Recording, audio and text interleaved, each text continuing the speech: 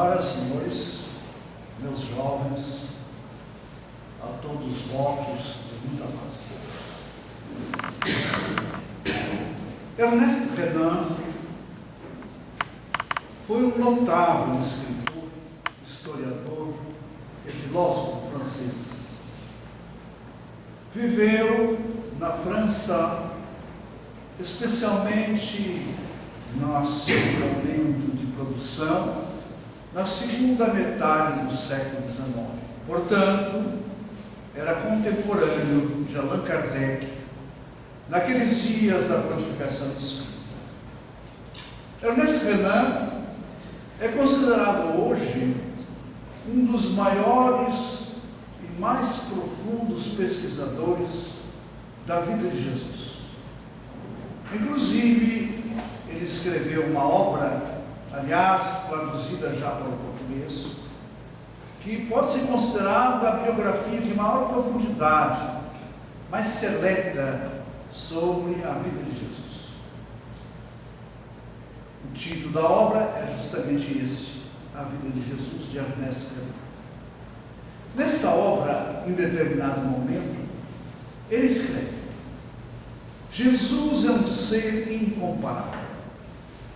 Ele é tão grande que dividiu a história da humanidade em dois momentos: antes do seu berço e depois do seu nascimento.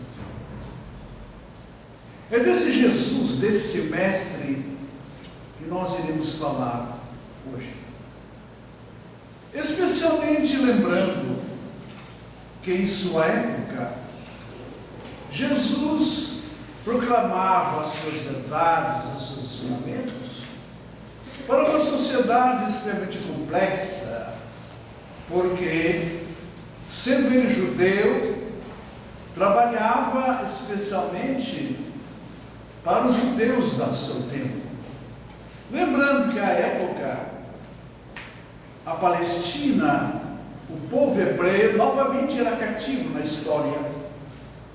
Agora cativo do Império Romano, de César, e que, portanto, aquele povo judeu era um povo de poucas luzes. Pouco eram as pessoas que tinham conhecimento superior, sabiam ler e escrever, e Jesus reconhecia a capacidade intelectual menor daquelas populações do seu tempo. Isso é tão interessante que ele, como um mestre incomparável que foi, segundo Ernest Renan, absorveu a ideia de que a sua mensagem teria que ser passada para as multidões de uma forma simples e direta, no ensinamento extremamente conciso, objetivo. E por isso Jesus, em muitos momentos, usou o recurso didático-pedagógico da parábola. A parábola é um pequeno conto onde a ideia central é colocada de uma forma direta, em que as ilações praticamente são nulas. Muitos de nós hoje diríamos que as parábolas de Jesus são até prosaicas, são simples, e a gente poderia até pensar, daquele tempo de 2000 anos atrás e até hoje, certamente as parábolas de Jesus perderam o seu efeito, porque o menos avisado vai dizer: esse trabalho, essa parábola é prosaica. Só que nós somos espíritos reencarnados em pleno século XXI. Nesses 2000 anos que nos separam da existência de Jesus, todos nós já viemos esse plano em outros corpos físicos algumas vezes. E neste período, crescemos em maturidade, crescemos em poder intelectual. E hoje, podemos analisar as parábolas de Jesus de um ângulo mais exigente. É o que nós nos propomos fazer hoje. Escolhemos uma parábola por excelência, que é fundamental para nós espíritas, que temos na caridade um centro de convergência para as nossas ações. Vamos falar da parábola do bom samaritano. Essa parábola nós encontramos no Evangelho de Lucas, no capítulo 10, do versículo 25 a 37. E pela sua importância, Allan Kardec, na sua visão, no seu senso absolutamente correto de ver as coisas, vai trazer a parábola do bom samaritano para uma análise à luz dos benfeitores espirituais, no Evangelho segundo o Espiritismo, capítulo 15, item 12. A parábola nos conta o seguinte: Jesus estava, pelo que se pode deduzir, em Betsaida, uma cidade nas margens do Querer, do lago de Genezaré. Ele estava cercado por uma multidão, entre eles alguns dos seus inimigos, os fariseus. Então um deles, o fariseu, levantando-se e argumentou para colocar Jesus numa posição de choque. Mestre, que preciso eu fazer para possuir a vida eterna?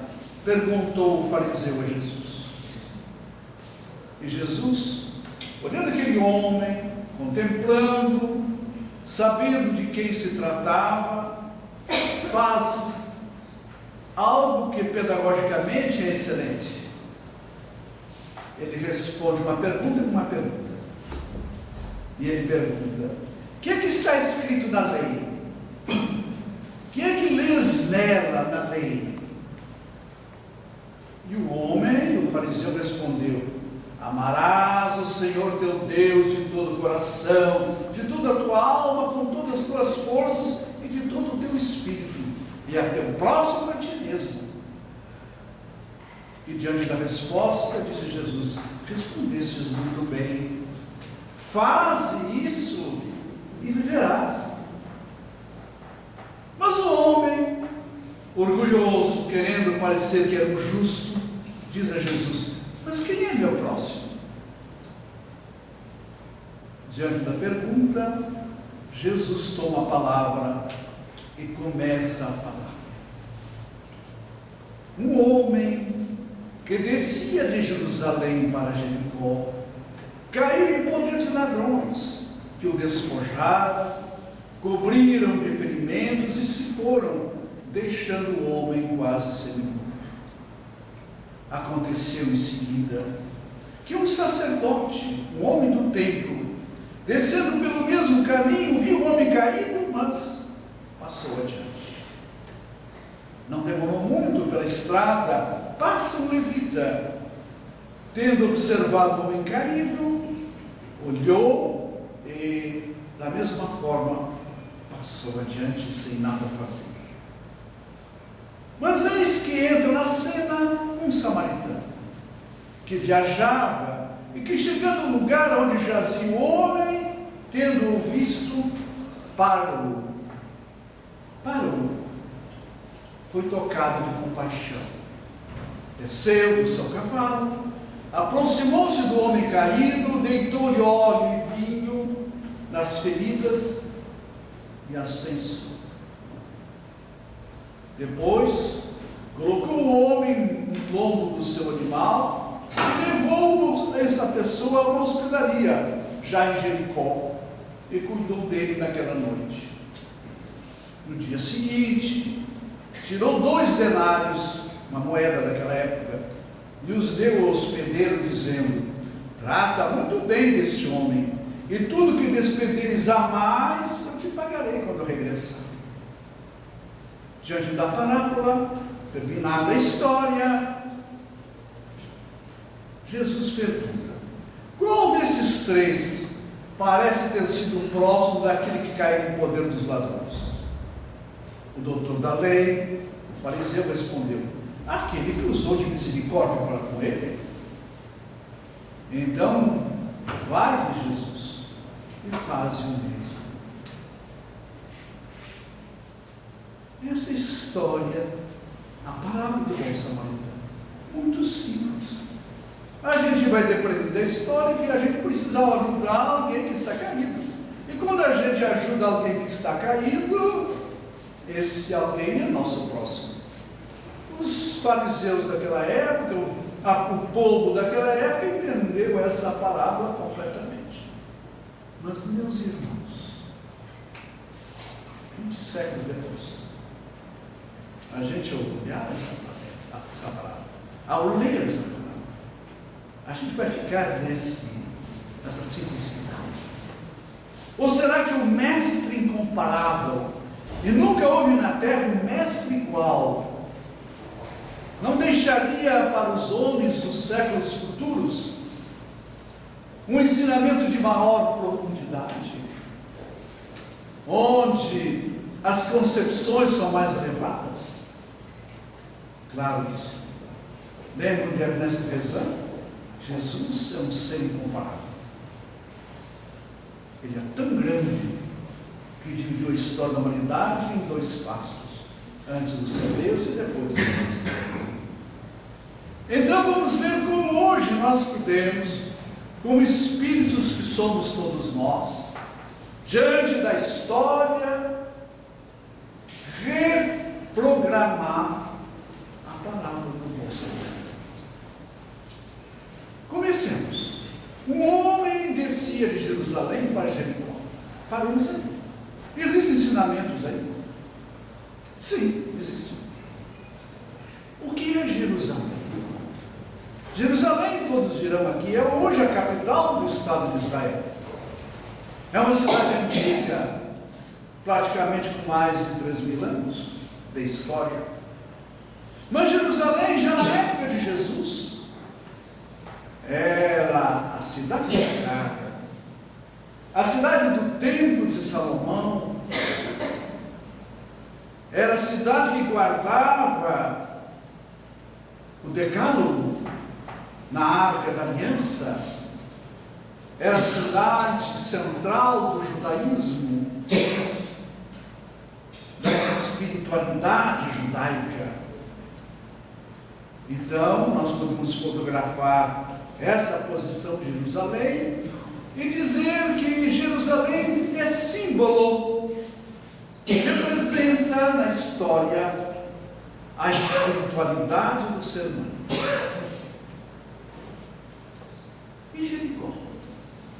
Jericó é uma cidade talvez até mais antiga que Jerusalém. E na época de Jesus era o grande centro comercial do Meio Oriente. Lá se reuniam em suas praças os comerciantes para fazerem negócios. Era a cidade dos negociantes, do comércio.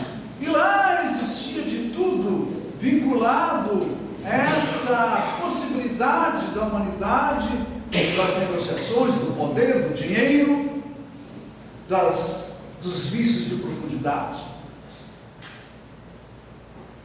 Portanto, nós podemos olhar para Jericó, na sua simbologia, como a cidade do materialismo. A cidade onde as coisas espirituais não têm valor. E que diz a palavra: um homem descia de Jerusalém para Jericó.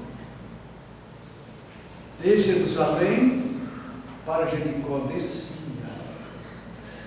Esse descia é um verbo que nós podemos trabalhar. Porque descer podemos substituir por decair. Alguém decaiu de uma espiritualidade para o materialismo. Alguém que estava numa posição de um pensamento positivo, espiritualizado, se deixa enredar e cai nos vícios, nas paixões do materialismo de Jericó. Decai. E só porque decai numa situação de espiritualidade, ele abre as suas brechas, os seus padrões.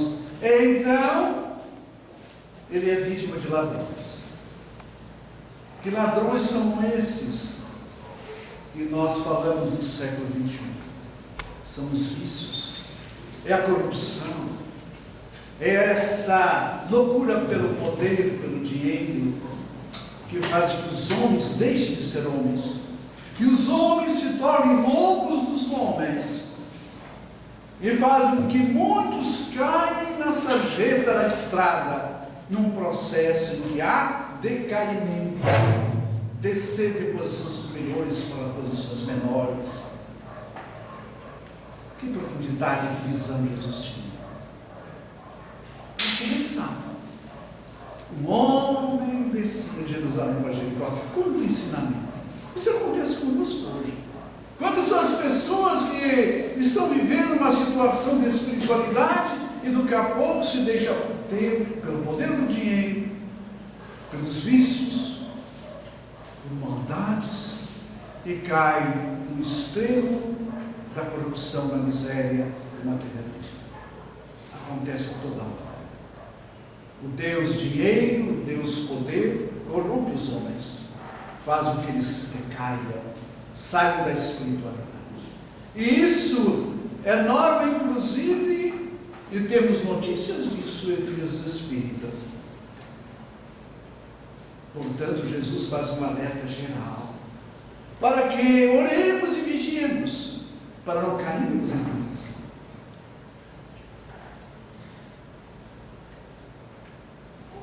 Os ladrões assaltaram aquele homem e o deixaram caído à beira da estrada. A estrada da vida, a estrada que todos nós trilhamos dia a dia. E muitos são hoje que estão à beira do caminho, caídos, semi-mortos, sem ação, completamente abatidos pelas circunstâncias.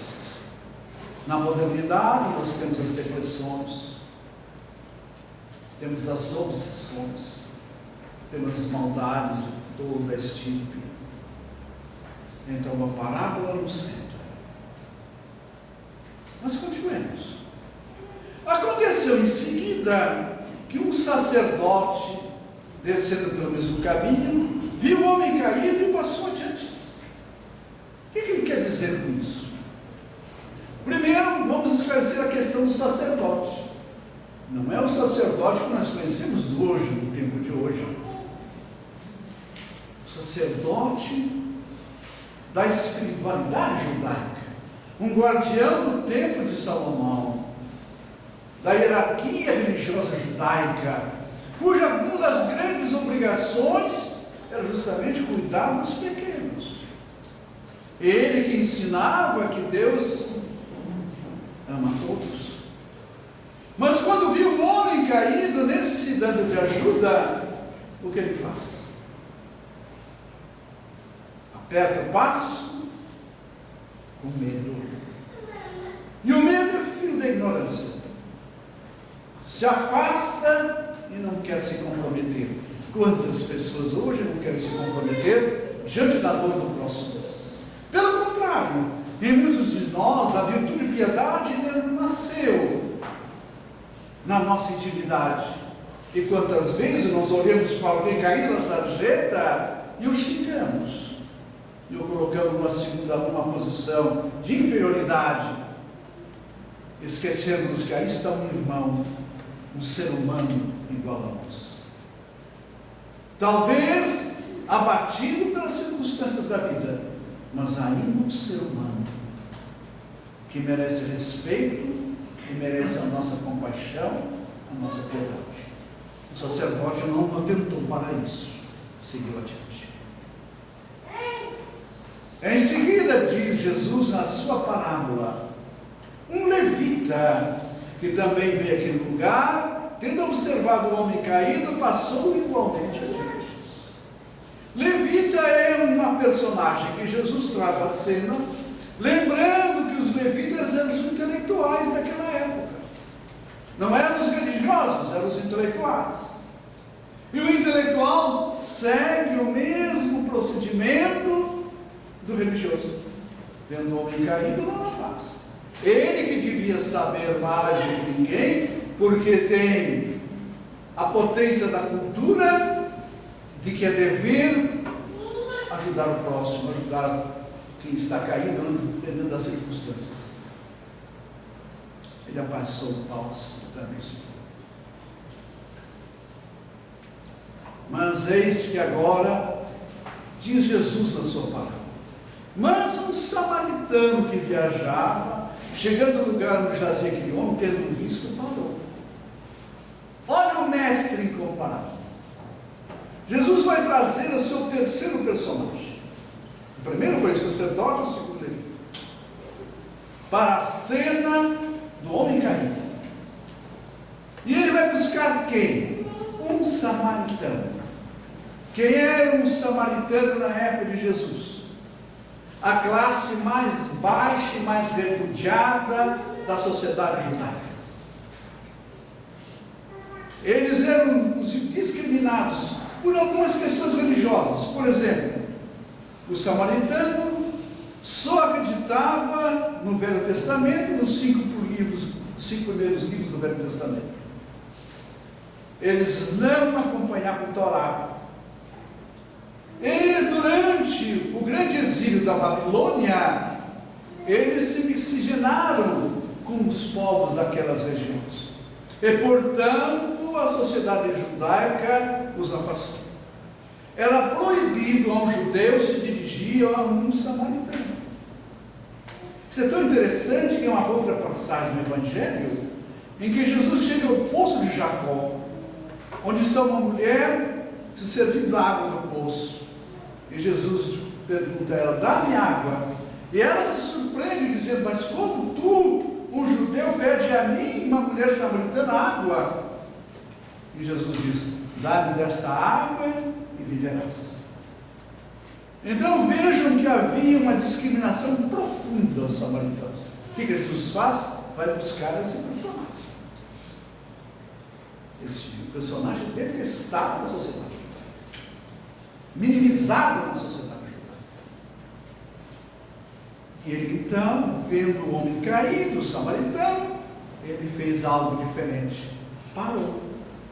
Esse parou é interessante, porque se vocês procurarem nos evangelhos do Novo Testamento, esta frase de uma palavra só, parou, não existe. Ela só se encontra no original grego. Não foi de interesse, foi desprezado, se parou. Mas esse parou tem um valor extraordinário na história. Porque esse parou é um momento em que alguém se vira alguma coisa em que ele terá que agir ou tomar uma decisão e tem um tempo para raciocinar. Diante de algo inusitado, nós somos seres inteligentes e temos que medir as consequências. Eu vou aprofundar essa questão lembrando uma definição de amor colocada na obra O Monge Executivo, em que James Hunter coloca uma definição muito interessante de amor. Ele diz, amar é servir às necessidades do próximo, mesmo com sacrifício. Necessidades legítimas. Amar é servir às necessidades legítimas do próximo, mesmo com sacrifício. Esse conceito de amor é interessante, porque eu penso assim, se eu sei que alguém perto da minha casa está no fundo de uma cama, sem ninguém por essa pessoa, e se eu for lá, dar remédio, conversar com ela, ajudar na sua higiene, eu estou amando, porque eu estou servindo as necessidades legítimas daquela pessoa. Mas eu tenho que parar para observar se a pessoa tem necessidades legítimas ou não. Quando uma mãezinha está trocando as fraldas da sua filhinha, do seu filhinho, ela está amando, porque está servindo as necessidades legítimas do próximo. Na casa espírita, quando nós estamos aqui pensando sobre o mestre, sobre os seus ensinamentos, ou estamos no passe, estamos no entendimento fraterno, nós estamos amando porque estamos servindo as necessidades legítimas das pessoas. Então, um conceito de amor extraordinário de Gênesis. Mas esse parou tem um significado ainda mais profundo. Porque o samaritano, ao ver aquilo, ele teve que identificar se ali havia necessidade legítima ou se havia uma vontade. Porque nós temos que nos preocupar com as vontades dos homens. Porque aquela mulher que eu atendi, minha vizinha, onde eu levei alimento, onde eu cuidei da sua higiene, ela melhorou com os meus cuidados. Passado um tempo, ela já está restabelecida. E eu vou visitá-la, ela diz então para mim, estou melhorzinha. Mas será que você não me atende numa coisa? O que você deseja, minha amiga? Eu gostaria de uma televisão 3D, estéreo, para ver se eu consigo ver a novela das 9. Aí a gente identifica que isso não é necessidade, isso é vontade. E quando a gente começa a servir a vontade dos outros, a gente se torna escravo dos outros. O homem da Samaria sabia disso. Ele parou para ver se havia necessidades ou havia vontades. Era óbvio que havia ali necessidades. Ele então, o que ele fez? Foi tocado de compaixão. Aquilo que faltou ao sacerdote e ao levita. Desceu do seu cavalo. Eu posso traduzir da modernidade. Desceu do seu preconceito. Porque o cavalo é alto, a gente fica lá em cima. E a gente tem que descer. Quantas pessoas que a gente tem que servir, a gente tem que se igualar a elas. Tem que se aproximar delas. Tem que deixar de lado o nosso preconceito. Veja que parábola e que visão o mestre tinha do ensinamento. Desceu do cavalo, os preconceitos humanos, aproximou-se dele, do homem caído, e deitou-lhe óleo e vinho. Por que óleo e vinho? Porque ele era um mascate, era a mercadoria que ele ia vender em Jericó. E ele não titubeou, ele gastou o seu óleo e o seu vinho, de acordo com a necessidade das feridas. Ele, portanto, se despojou de coisas suas para ajudar. Mas a história continua. Depois das feridas pensadas, ele colocou o homem em cima do seu animal. E ele foi a pé, puxando o animal, conduzindo o animal. Isso nos mostra que quando nós estamos atendendo alguém em sofrimento, em necessidade, nós temos que conduzir. Nós somos referências. E é por isso que a gente lê lá no Livro dos Espíritos, na questão 625, onde Kardec pergunta qual é o ser que deve nosso modelo e guia da humanidade, e os Espíritos respondem uma palavra só com resposta: Jesus. Isso significa que todos nós temos que ter a referência. Temos que ter exatamente a visão para onde vamos conduzir essas questões. À luz do Evangelho de Jesus. Isso é tão interessante, que quando nós temos um drama, um problema sério em nossas vidas, é fácil responder e é fácil resolver. A gente pergunta a gente mesmo: em meu lugar, diante dessa dificuldade, o que faria Jesus? Faça o que ele faria, está tudo resolvido completamente. Então, é outra visão de profundidade dentro da palavra. Ele conduziu o animal até uma hospedaria. A hospedaria é uma simbologia que hoje a gente colocaria no hospital, é um sanatório, enfim, um lugar onde os enfermos são atendidos. Mesmo com as deficiências do SUS, temos que levar para aquele lugar. Naquele tempo Jesus não havia o SUS, graças a Deus, né? A invenção moderna. Né? Mas ele levou aquele homem até o hospedaria. E lá disse o o hospedeiro, ao dono do hospital, ao gerente do hospital: toma aqui 2 denários, porque eu vou ter que trabalhar. Você cuidou, eu cuidei dele toda noite, trabalho emergencial, porque era uma emergência, ele tinha que tratar da vida dele. E significa que a gente vai se envolver com aquela pessoa, mas não é para sempre, é apenas durante a emergência, porque o resto é função do Estado, do hospital, do filho, da família. Havia tempo de chamar os seus familiares, aquela coisa toda. Mas no dia seguinte, o que fez o homem da Samaritana? Tirou 2 denários. Era a moeda da época. Eu andei pesquisando o que vale um denário hoje. Um denário a gente compraria 2 quilos de feijão. Exatamente isso. O feijão não está barato, né? Um denário valia mais ou menos assim. Deu 2 denários para que o homem da hospedaria, o dono da hospedaria, cuidasse daquele homem enquanto ele tratava dos seus negócios. Mas ele disse: trata muito bem. Quando eu voltar, se gastares mais, eu te darei o valor em devolução. Uma posição ética, profundamente ética. Eis, portanto, a palavra do bom samaritano numa visão moderna. Evidentemente que eu não aprofundei tudo, mas é outro enfoque que nós temos na palavra. Não é mais uma palavra prosaica para o mundo primitivo como era o tempo de Jesus, mas é para os homens e mulheres do século XXI. Quando nós encontramos alguém caído, quem é esse caído? Uma pessoa embriagada? Alguém consumido pela droga?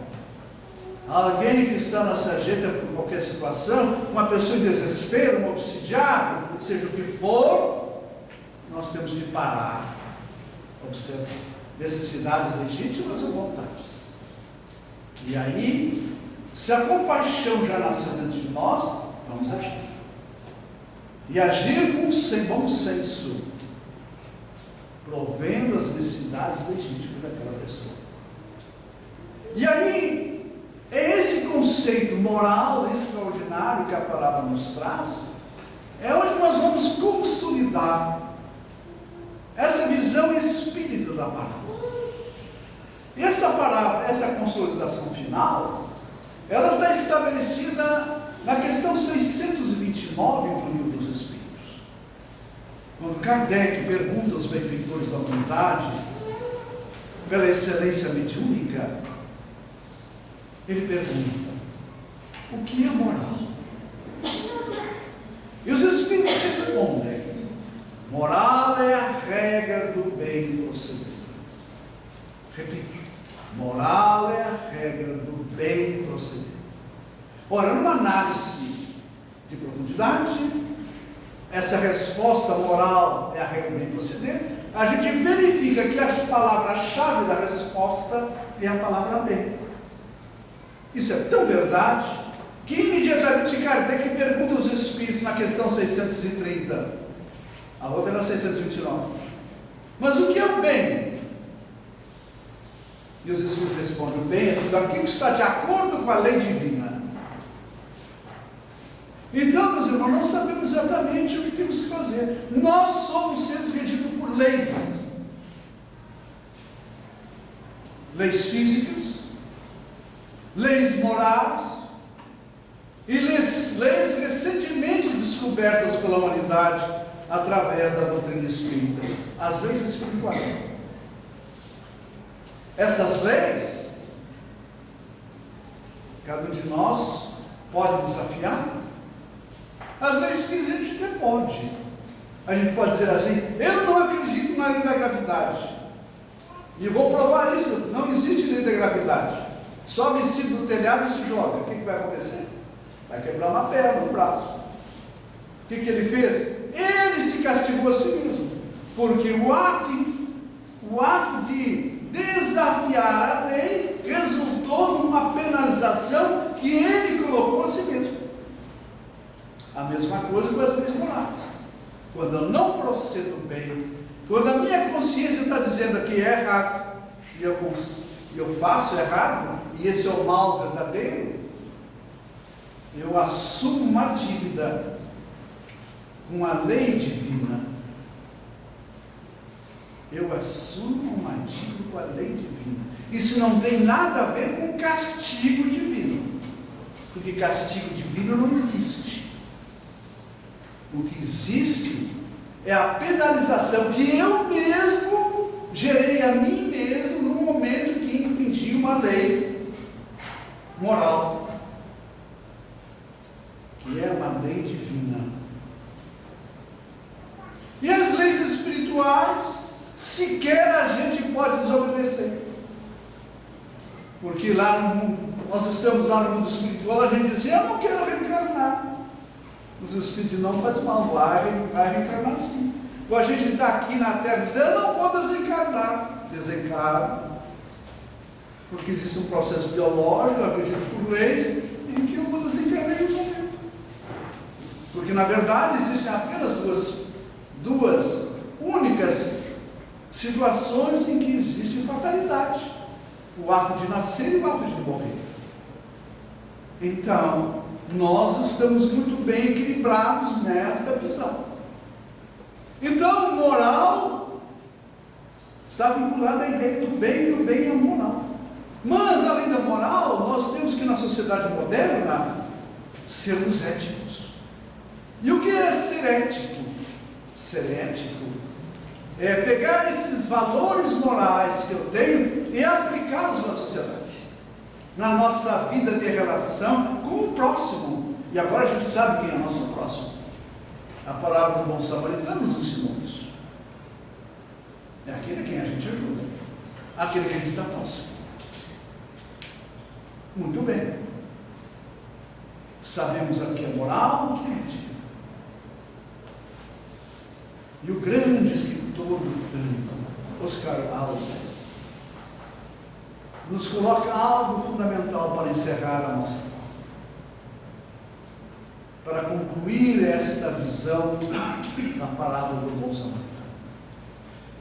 Ele diz, quando nós estamos fazendo coisas boas, positivas, construtivas, e as pessoas estão nos observando,